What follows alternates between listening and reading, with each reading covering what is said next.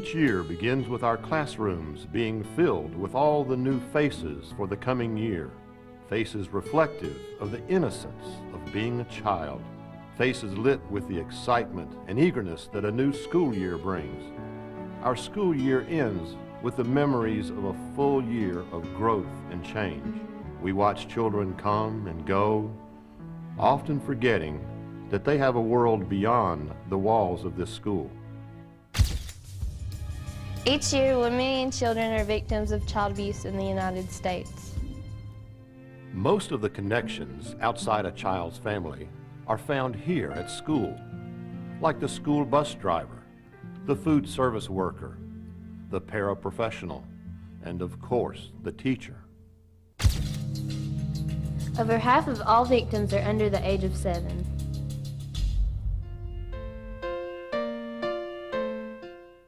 In the world of children, things of importance take on a whole new meaning with different priorities. It's important to have someone to hold you when you are scared, someone to smile at you when you've done something special, someone to hug you when you are feeling bad, and to encourage you when things are difficult. Sometimes a child's world gets shattered by the very people the child looks to most for love and trust, the adults in their lives.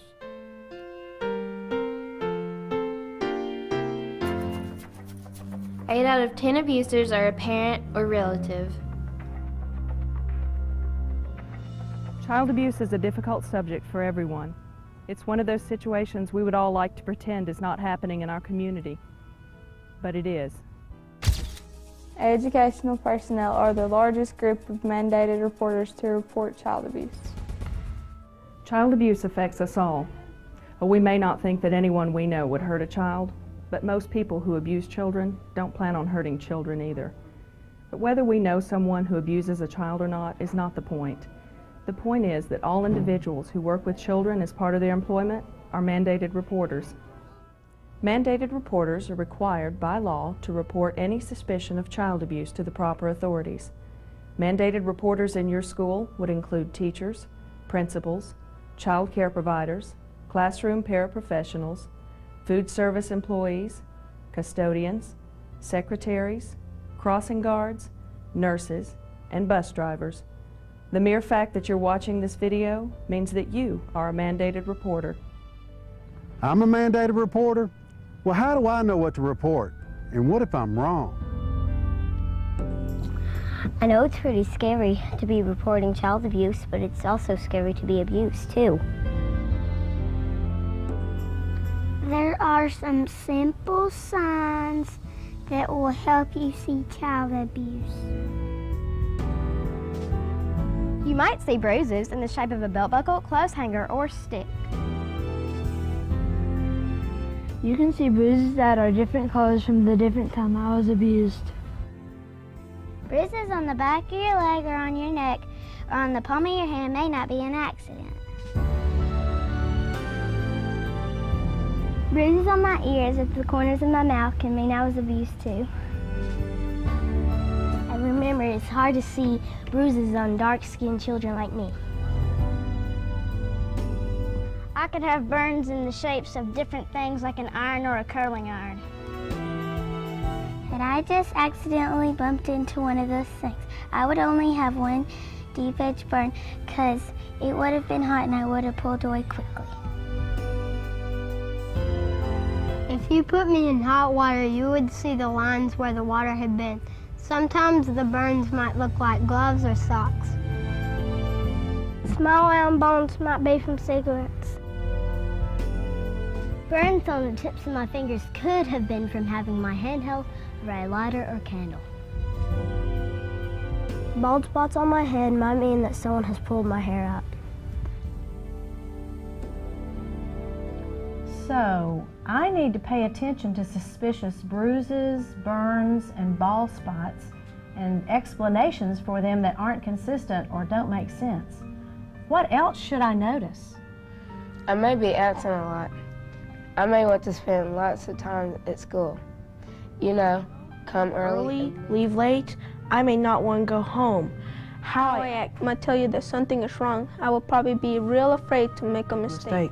If I do make a mistake, I will freeze and I might act different a lot. You know, real quiet one minute, then real loud the next. Sometimes I won't like myself. I may be real sad and get hopeless. I may have a hard time believing that my life will ever get better. In fact, my future doesn't look that bright. I am more likely to drop out of school, become a teenage parent, and hurt my own children or hurt others. As I get older, I may use drugs and think more and more about suicide. I may even end up in prison. 90% of adult prisoners report being abused as children. Wow, that's a lot to remember. That's only physical abuse. There are other kinds of abuse you have to be on the lookout for too. You're right, there are other types of abuse. Children can also be abused emotionally.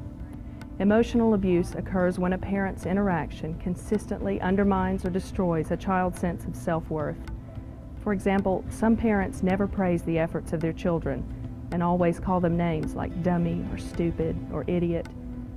Reporting is not about getting anyone into trouble. Reporting is about getting families the help that they need. All parents get mad and upset with their children. Emotional abuse is a pattern of behaviors and usually is present in all types of abuse. In addition to calling the child names, a parent tells the child on a regular basis things like, "I wish you had never been born. If you just behave, I wouldn't have to drink. You're the most ungrateful child." Also, children that are ignored by their families are being emotionally abused. It's hard to feel good about yourself when no one acts like you're even there. Emotional abuse includes verbal abuse, rejecting a child, unrealistic expectations, and shameful forms of punishment. You need to be aware of some of the typical behaviors in emotionally abused children. Behaviors such as rocking, sucking, biting, and head banging. Other results of emotional abuse may be sleep problems, tics, compulsions, and phobias. Also, speech disorders, lags in physical development, and a failure to thrive could all be signs of emotional abuse in children.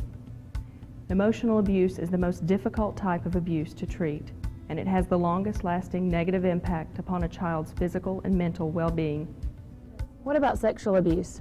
Sexual abuse is the use of a child any age, my age or his age, for sexual pleasure. Children may also sexually abuse other children.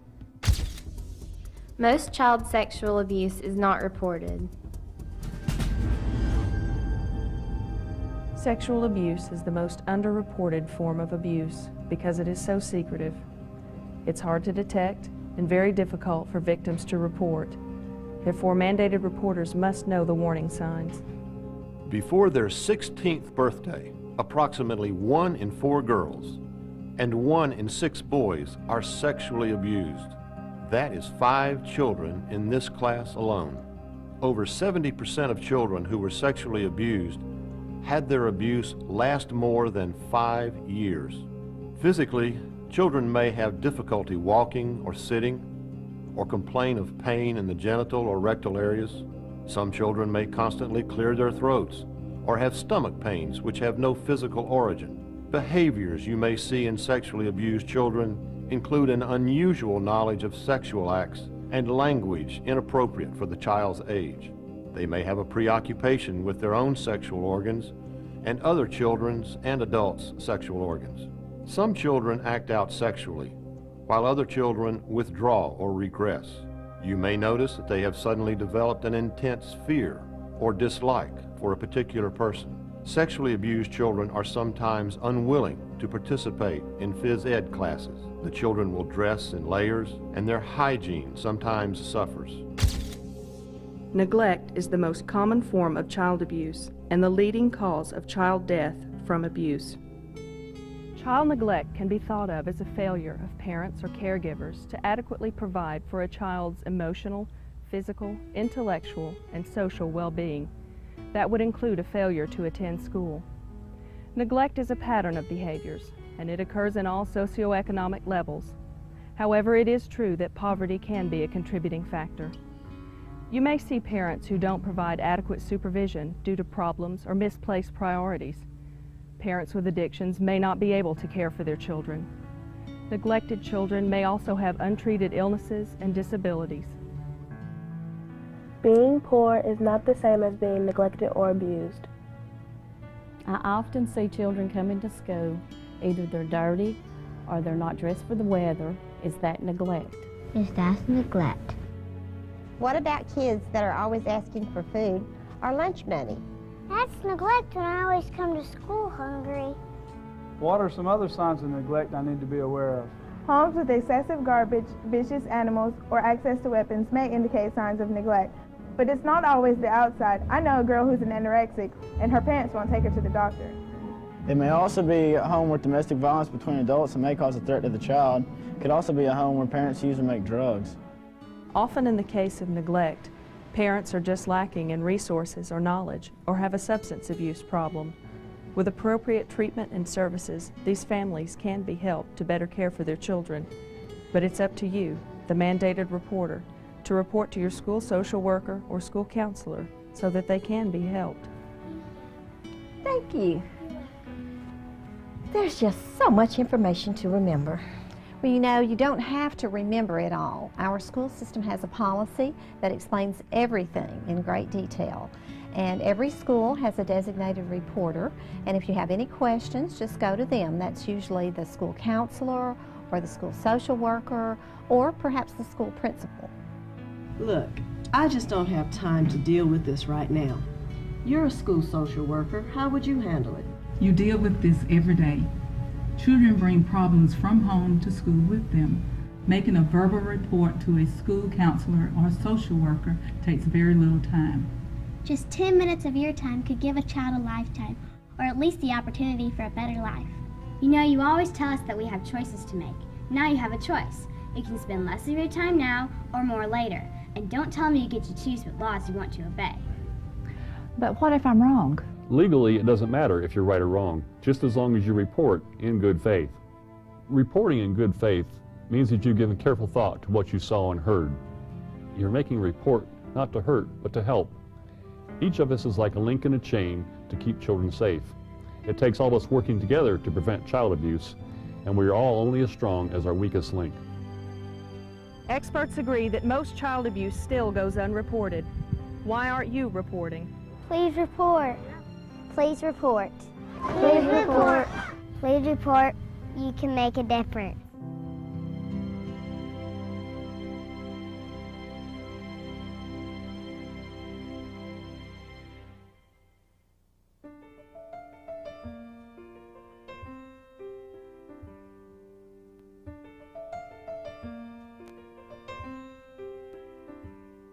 It's a perfect crime carried out on children. It's the perfect crime.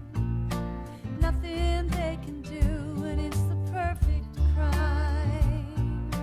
No one will believe them. It's a perfect crime. No witnesses but you. Now that you're grown, do you want to talk about it? Now that you're grown, do you want to take that risk? Now that you're grown, your own friends are gonna doubt it. Say you're over-dramatizing. Say you're looking for attention. Say you must be fantasizing. Saying it's not cool to mention. It's a